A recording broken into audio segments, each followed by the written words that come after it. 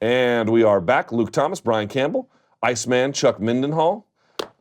This is After the Beat. We have taken your tweets, selected a bunch, and we're going to answer them. They were somewhat of a disappointing crop this week. All right, Chuck, you go first. Who are your top 3 current most exciting fighters to watch?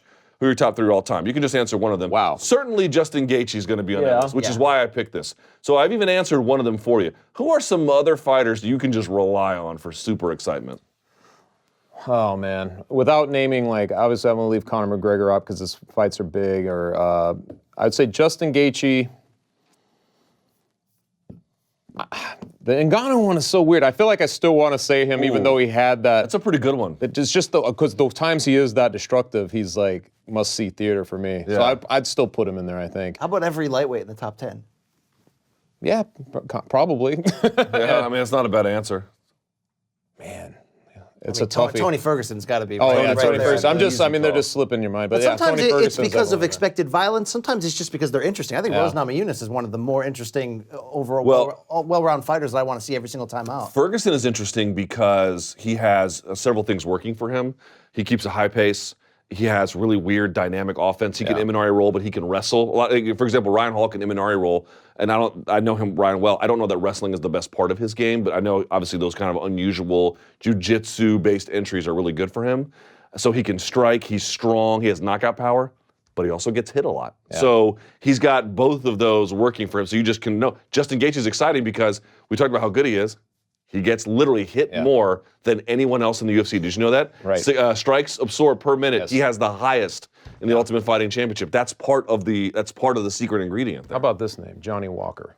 He'd be right up there. Johnny Walker is goddamn exciting, is he not? Because here's the thing, John Jones is like, maybe let's just pause it for a minute. Maybe you disagree, but let's just pause it for a moment. He's the best fighter in the UFC, right? Let's just say that he is. Certainly he's in the conversation. He doesn't get hit a lot. So I'm not saying his fights are boring, but you got a good point. You know what I mean? think guys who tend to get hit and want to get into that stand in the middle of the cage and trade, those guys tend to be more exciting, but a lot of them don't last that long. Yeah, the Justin Gaethje and Tony Ferguson are these guys who they get hit a little bit, Gaethje much more so, but they're also so good at all these other things. I think Conor's always good for excitement. I know that he got beat up on the show today, but I do think he's good for excitement. Who else at heavyweight? DC's in pretty exciting fights. He's usually not in boring fights, right? Fair. That's a fair point. He doesn't really have a rep for it, but he finishes Bamas. They don't last too long against him.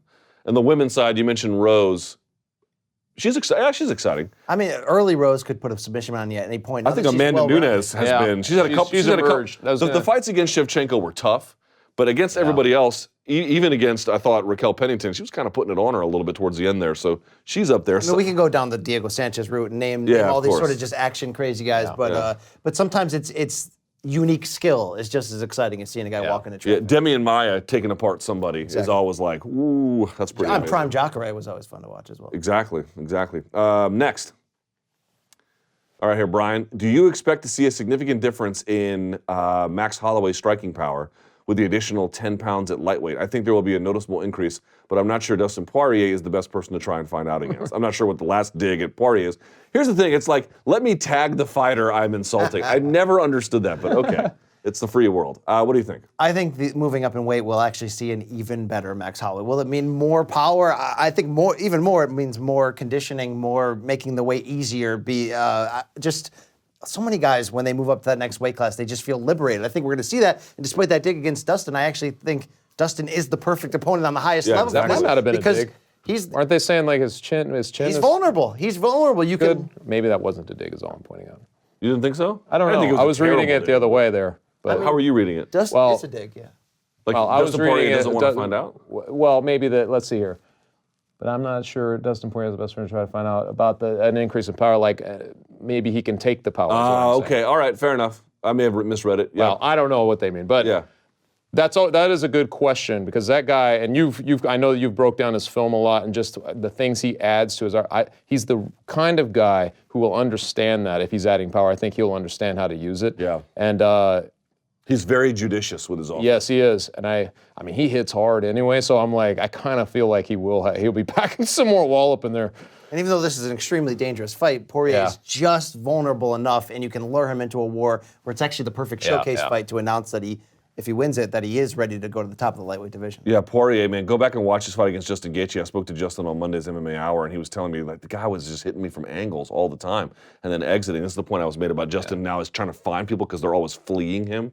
And you go back and you watch Poirier, dude, he was like, I mean, constantly doing this, and then it was a master class in footwork. Amazing he was able to do that. And, he took a lot of punishment as a consequence of it. But I think in the end, it really sort of showcased who he is. I'll tell you who I got for my next Monday Morning Analyst, because there's no MMA event this weekend. I'm going to look ahead. I looked at some tape on some famous boxers, and I found one that is, I won't say just like Max, but Max does a couple of really important things that are just like this boxer. Wait till you see this. Wait till you see this. You're going to love it. All right, next. You're going to leave me on the cliff hanging? Okay. Because I don't want to spoil it. I want to save it for Monday. Do you think that the Conor and Khabib saga will have caused problems between ESPN and the UFC? With ESPN being the only distributor, capital, of the UFC having two of their biggest stars talking about religion and rape allegations, surely it causes bad press for them. This is interesting. What do you think? ESPN's got more power due to the money they put in than ever before, right? The control over the price of the pay-per-views, what's going to be a pay-per-view and what's not, and the whole point that why did UFC sign with them to get the promotional vehicle of SportsCenter and ESPN2 and First Take and all that and push every fight to the forefront.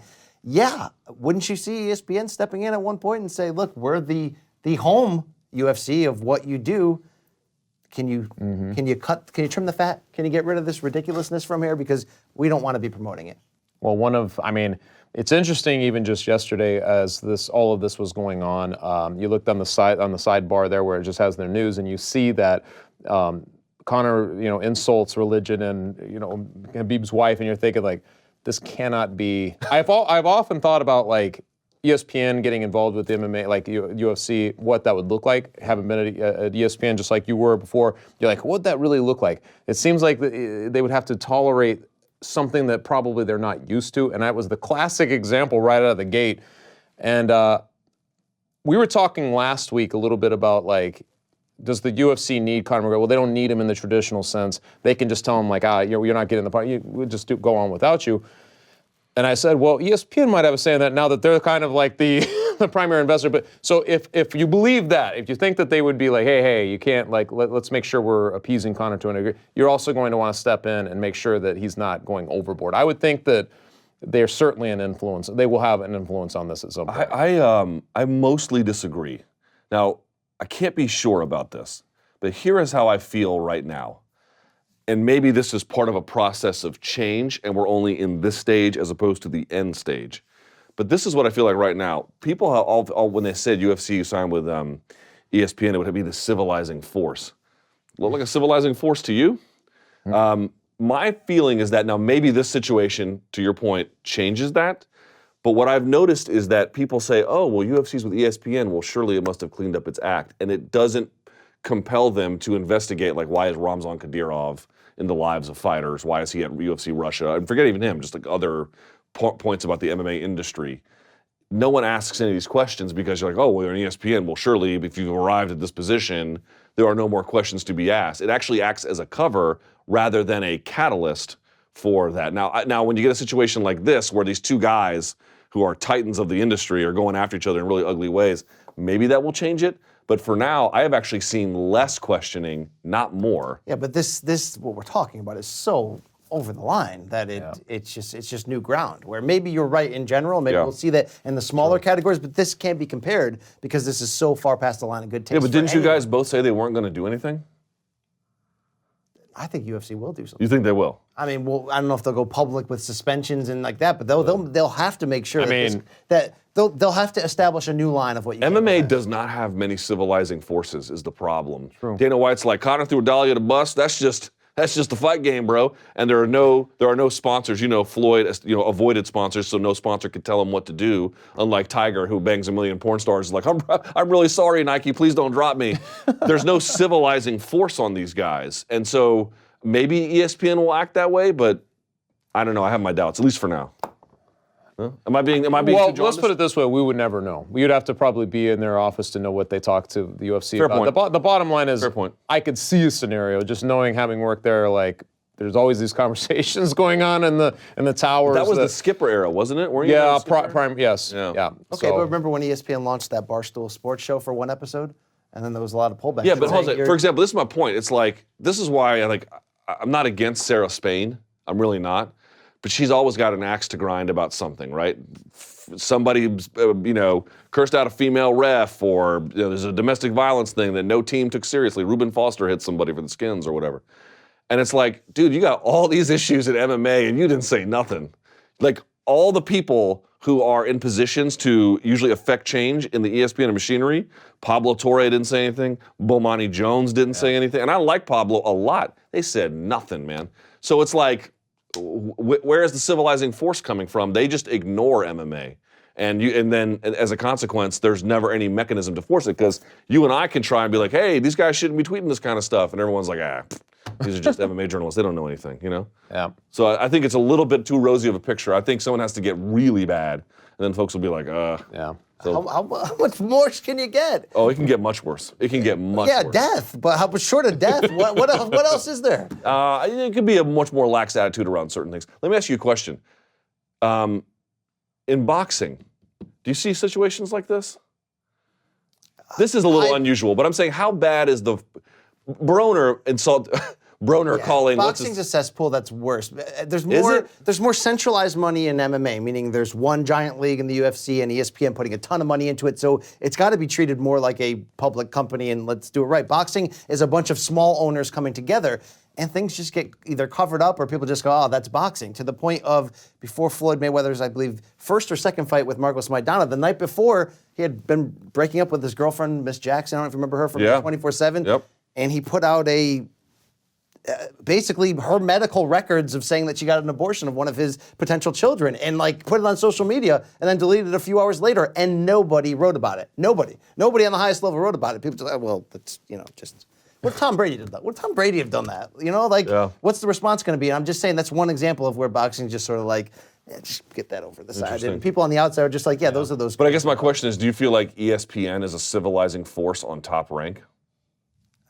It's a different equation. I understand. Equation. It's small. It's a smaller operation too. It's. I believe they would step in with the money they're giving, and if something like that happened. Yeah. Also, you have Joe Tessitore calling Top Rank thing, so it's a much more of an ESPN. So yes, if the face of ESPN boxing, which essentially would be Terrence Crawford and Vasily Lomachenko, if they were spending those kind of tweets and having that kind of race war ahead of a big fight, wouldn't you have to step in at that point? I don't know. Wouldn't everyone have to step in? I don't, dude. You take it for granted. Are there any I don't take it adults for in this granted. room? I don't take it for granted. I do not take it for granted that it's going to happen. Next. All right, boys. This person writes, I have a cold. What are the panel's best methods to deal with a cold? Sleep. Dude, it's just true. Sleep cures a lot of problems. It is true. Do you take any medication to go to sleep? I like the Theraflu. You just drink one of those. It's like liquid crack, man. I mean, that goes right to work. And any of the syrups, the Dayquils, night. That one seems to work particularly for me. I don't know why. Like this cough syrup and things like that, or cough drops, or just basics. I don't really notice that big. You're just actively trying something, but I feel like you actually get results when you. You're always pulling drugs out, like nose things, eye drops, and. That's because my nose is damaged. Okay. I'm getting surgery on it. From fighting? Probably a lot of different things. I mean, if your nose gets busted up over time, you do some of the dumb things I've done. So yeah, that's a component. I don't know if it's the component. Okay. What do you do to cure a cold? I go to the basement and try not to see my family for a few days and sleep it off, like a real man does. No medicine, right? I usually work through them, which is the fun. Same here. As you get into an adult, it's like your birthdays and colds just suck more. Yeah. But I would say, I wish Danny was here because my wife introduced this to me. It's like a thing in my house now that I have to do. Like if I have a cold, my wife's like, I'm making you this. Not negotiable. It's called panela. It's like this, if you looked at it in your hand in its sort of steady form, it looks like a giant chunk of brown sugar. And what they do is, it's sweet. Not super sweet, but sweet. What they do is they melt it down and they put like boiling water on it, like tea, and then they squeeze lime in it. So it's got citrus and acid and then this like sweet, it's got full of nutrients too. And then they make you drink like 1 or 2 of those a day. Now they're full of sugar, but I gotta tell you, man, like you have one of those, A, you feel a little bit better, and B, you kind of just, you're drinking water, you're pumping in nutrients into your body. It kind of has a bit of an effect, I'll be honest. Have you ever done the neti pot? It's my wife's. I've done that on my nose. My nose is so clogged now, it won't work. It's hell. Do you ever do it? You feel like you're suffocating. It's you take this pot and you pour it in one nostril and it comes through and goes out the other. You know what? Your face is as damaged as mine is, it no longer operates. You gotta work through the cold and fight it off. Because if you go to the doctor, guess what they'll tell you? You're not sick enough, so you can't get any meds. Yeah. And they'll stick the swab either down your nose or down your throat. Yeah. Once they touch the back wall, that's a pain that's just not fair. Here's what I don't do. Right? Here's what I don't do because I don't have weak genetics. I do not take antibiotics. I only take antibiotics. I've taken it one time in my life, just when I had surgery. That was it. Twice. Because I nearly got. When you go in to get stitched, I nearly got. What's the disease you get with deer ticks? Lyme. Lyme disease. I nearly got Lyme disease, so I had to take it then. But two times in my life. Yeah, both. One from lifting weights and then one from the Marine Corps. I have led the stupidest life. Hey, are you going to tell the viewers about your PR on the bench?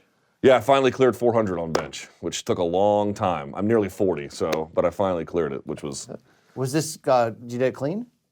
Yeah, I work out alone. I don't have a spotter, so I did it myself. I was talking about performance-enhancing drugs. Oh, clean? Next question. Yeah, I'm on creatine. Right. It's not that impressive. I'm about 280 pounds, so it's like, you should be kind of benching like that. But yeah, I hit 405 for one rep. Yay, there you go. It works. And I did it after having Panella, so there you go. All right, boys. Do you guys think that MMA will ever become an Olympic sport? If so, what needs to happen for this to become? Now, this question circulates every so often. You cover a sport in boxing that already is, so I'll ask you it this way, in piggybacking. Would you even want MMA to become an Olympic sport? I don't care. I'm not pushing for it or I'm not against it. I know that a lot of the disciplines that make up MMA obviously are. Yeah, it eventually will. I think they got to avoid like the topics that we started the show with, because that fuels the sort of ignorant way to look at the sport still, even though it's 2019, as these are just a bunch of cage fighters. I always pointed out, I think it was 2 years ago, ahead of a big Conor fight, I was talking to my dad, who tells people he's an MMA fan, just a regular ignorant American man, and we were talking about it, and he goes, they still don't use gloves, right? And and I'm like, what? And he goes, you can still kick in the groin, right? And it's just sort of like, this guy who tries to tell people that he watches it and has no idea what he's talking about, and that's somebody who's trying to publicly support it. We're still in the point where people look at this like, are you kidding me? This is a sport. It will get there. I don't really care. What does that mean? Does it give it validation? I don't want pro fighters to take the time off and go fight for their country in the Olympics and exhibition bouts. I don't really care. It's tough because piecemeal, so many of the components exist, right, in the Olympics already: boxing, wrestling, judo, those type of things. But you put them together, and it's just such a different sport. I don't know how they would do it. I've thought about this before. I mean, the headgear and stuff that they've worn in boxing, and so I'm like, what do you do? Like, what would make it so that you could? I don't know if the sanitize it would be the right word for the Olympics, but to make it sort of fit the Olympics. You know what I mean? I'm not sure how you'd do it, to be honest. I don't think you could, if there was an amateur MMA program, you could maybe tie it to that with a significant rule adjustment. I think folks would accommodate a rule adjustment as an amateur, not for a pro. Yeah. I actually did a story, I think it was my very first story I did for MMA Fighting way back in the day when I first, when they came over from AOL. I did a story on why isn't jiu-jitsu in the Olympics? And what you basically, there's a complicated series of answers, but the basic one is that jiu-jitsu is a for-profit sport. Judo is not. In order for jiu-jitsu to qualify for the Olympics, it would have to create a series of organizational hierarchy that would basically strip out the for-profit element. Who's going to do that? Right, exactly. All these people are, people aren't making dumb cash from it, but the people who are making some money, who have the Gracie Baja Institution, or you can just sort of think of the bigger names and some of the brands associated with it. They'd all be losing out a little bit, or a lot in certain cases, and they don't want that. Yeah. So as a consequence, you still have the IBJJF, which is fine, and you have ADCC, which is coming up, by the way. Folks are not talking about it, but it probably won't be. So your only hope is really amateur MMA, I think. Could you imagine our U.S. athletes coming out to that opening ceremony where they walk around the track to Face the Pain playing on the loudspeaker? That'd be fantastic. I would be embarrassed beyond belief. I would be embarrassed beyond belief. Oh. All right, next. Does the MMA media really think that everything Conor tweets is worthy of an entire news article? Getting beat up on us here. How do you guys react to this? Because I'm of two minds. So after every event, Conor's out here tweeting, right? Yeah. On the one hand, you're like, golly, this guy's interjecting himself everywhere. On the other hand, I've reconsidered that, and I said to myself, well, I tweet every MMA event. Why isn't Conor allowed to tweet every MMA event, right? Right. He is allowed to express himself just as much as the rest of us, provided it's within reason, of course. But why isn't he allowed to do it? And if so, why not talk about it? Well, isn't the question, is every tweet, was the question, did I read it wrong? Does every tweet have to be a news story? Well, I think I'm more talking about it after events. Yeah, he can tweet all he wants. can Who tweet, cares? yeah. It strums up interest I'm for with fights. I'm with that question though.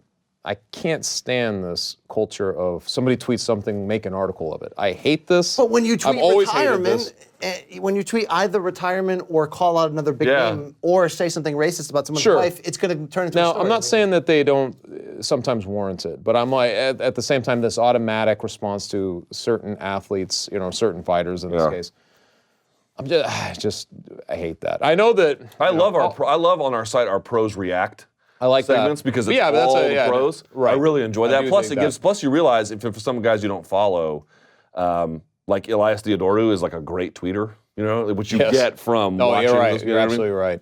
Yeah, it kind of turns you on to guys that maybe you weren't even paying attention to, but just automatically making an article out of something like that, I don't know. Bro, it sells. I understand. I understand why it happens. Which is not a justification, but it is a reality. It is a reality. Yeah. All right, a couple more of these, I think.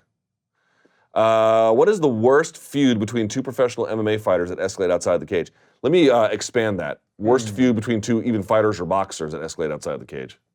Now, what's the worst feud you've ever covered in boxing, Brian? I'm trying to think of the best example that answers this question. I have to say, De La Hoya and Mayorga had a pretty ugly one. That was actually fun. That was actually pretty damn fun.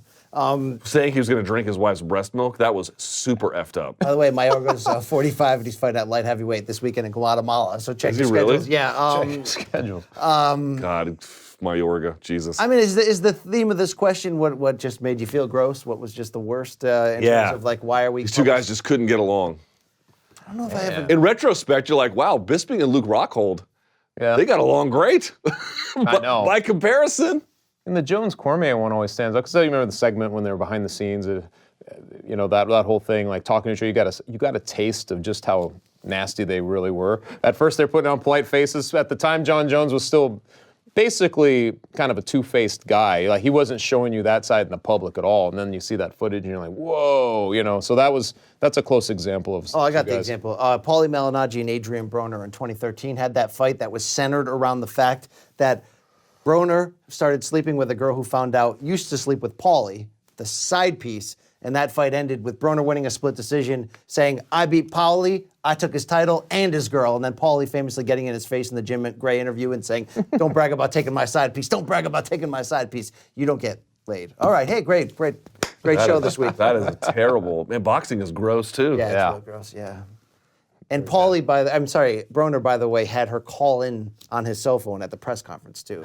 Are you kidding me? So yeah, it goes. Dude, there. Broner at pressers remember he called Al Bernstein forgive my language, a bitch ass N? Yes. Remember? It's like, how do you call Al Bernstein the N word? That's right. That was kind of weird. And then he made all those racist Filipino jokes. Yep. He's like, they're going to eat dog and stuff like that. Remember that? He had headphones on in a press conference ahead of his fight with Mikey Garcia, and they're asking him questions, he's not answering them, he's just singing and dancing, and then he puts it to the microphone. He's listening to Vanessa Carlton, making my way downtown, and you're like, what? Broner's another one. All right. What about in pro wrestling? Any feuds in pro wrestling that kind of got out of control? You ever hear about the Katie Vick thing? Look it up on Google. What's Katie Vick thing? The WWE. Please exercise discretion. Yeah, let's move on. All right. All right. So you pumped about WrestleMania? I am. It's an S show. It's the ultimate S show. And it's at the stadium, right? It's at MetLife Stadium. MetLife, yeah. MetLife Stadium sucks. By the way, women in the main event, about time for WWE. It's because of Rousey getting them to this point. I know. I like how everyone's celebrating this. It's like, oh, you mean the organization that just went to Saudi Arabia? That organization? Kofi Kingston has a chance to become just the second African American to win the WWE championship. Remember the selective hearing thing we were talking about earlier? Bro, it's hard to do this job because you're going to make a bunch of wrong decisions. Oh my God, WWE's they're a mess in that area. Yeah. And you said this is the only one where they have a press box? Yes. In terms of covering WWE as a journalist, this is the only one where you get full media days and interviews, and then you get to sit in a press box. Last question on this. How buffoonish is it relative to, like, you were at Mayweather Pacquiao, right? And I was in the studios A and B, and Mayweather McGregor. Just the media there, just mutants. How similar or dissimilar is it to that?